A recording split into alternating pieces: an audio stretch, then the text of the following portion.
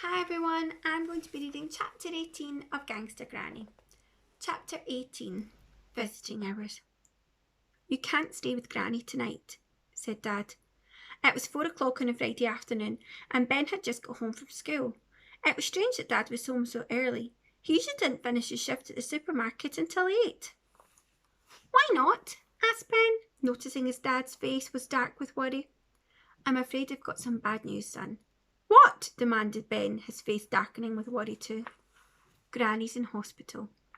A little while later, once they'd found a parking space, Ben and his parents went through the automatic door of the hospital. Ben wondered if Mum and Dad were ever going to find Granny in here. The hospital was impossibly tall and wide and a great monument to illness. There were lifts that took you to other lifts, mile-long corridors, signs everywhere that Ben couldn't comprehend. Coronary care unit, radiology, obstetrics, clinical decision unit, MRI scanning room. Confused-looking patients on trolleys or in wheelchairs were being wheeled up and down by porters as doctors and nurses who looked like they hadn't been to bed for days hurried past them. When they finally found the wing that Granny was in, right up on the 19th floor, Ben didn't recognise her at first. Her hair was flat on her head and she didn't have her glasses on or her teeth in. She was wearing not her own clothes, but a standard issue NHS nightgown. It was as if all of the things that made her Granny were taken from her.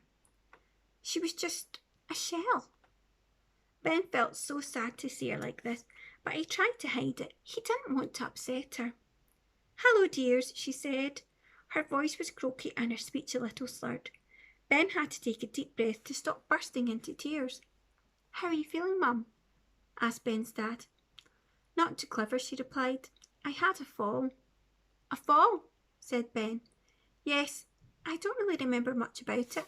One moment I was reaching on the ladder for a tin of cabbage soup, and the next thing I knew I was lying on the lino staring at the ceiling. My cousin Edna called me a couple of times from her nursing home.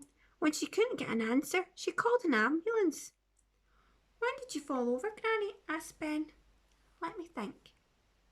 I was lying on the kitchen floor for 2 days, so it must have been Wednesday morning.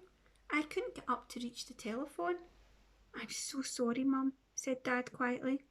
Ben had never seen his father look so upset.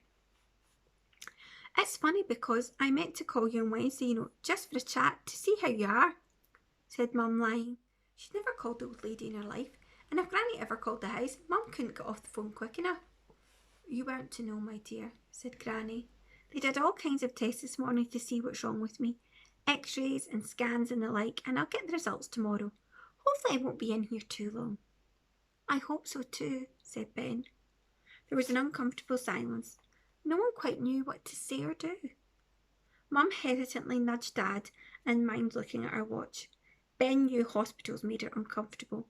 When he had his appendix out 2 years before, she'd only visited him a couple of times, and even then it made her sweat and fidget. "Well, we better be off," said Dad. Yes, you go," said Granny with lightness in her voice, but sadness in her eyes. "Don't you worry about me. I'll be fine." "Can't we stay a bit longer?" piped up Ben. Mum shot him an anguished look, which Dad clocked. "No, come along, Ben. Your Granny will need to sleep in a few hours," said Dad. As he stood up, he readied himself to leave.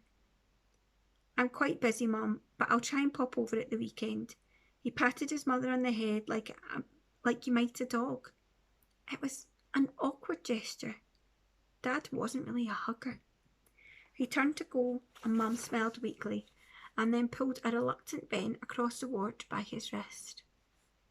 Up in his bedroom later that evening, Ben determinedly sorted out all the information he needed to gather from school that week. "We'll show them, Granny," he thought fiercely. "I'm going to do it for you." Now Granny was ill, he was more determined to do it than ever. He had until tea time to plan the greatest jewel thief in history. Thanks for listening. Bye.